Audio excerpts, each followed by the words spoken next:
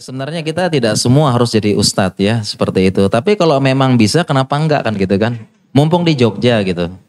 Mumpung di Jogja, kenapa enggak ya jadi apa namanya jadi ustadz, jadi bisa apa namanya bisa minimal ya.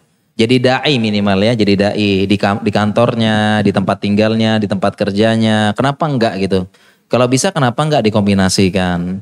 Ya, dikombinasikan. Justru apa namanya jadi pertama memang niatnya saya juga belajar agama dulu, niatnya nggak pengen jadi ini ustadz gitu ya, nggak pengen dipanggil ustadz, tapi memang ya kita belajar ada kelazatan ilmu dan memang nggak perlu dipertentangkan gitu loh.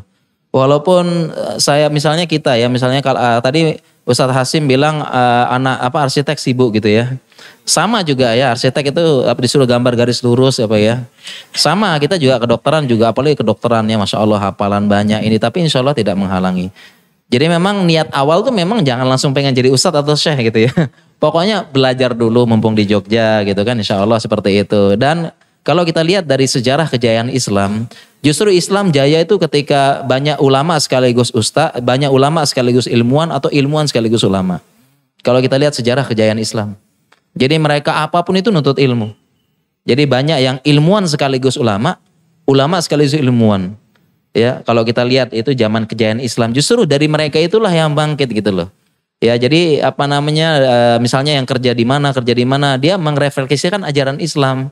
Yang pedagang merefleksikan ajaran Islam, di kantor refleksikan ajaran Islam. Dia dari akhlak dan ilmunya gitu. Jadi memang belajar di Jogja ini jangan niat jadi ustadz dulu, pokoknya belajar dulu untuk ilmu gitu. Insyaallah.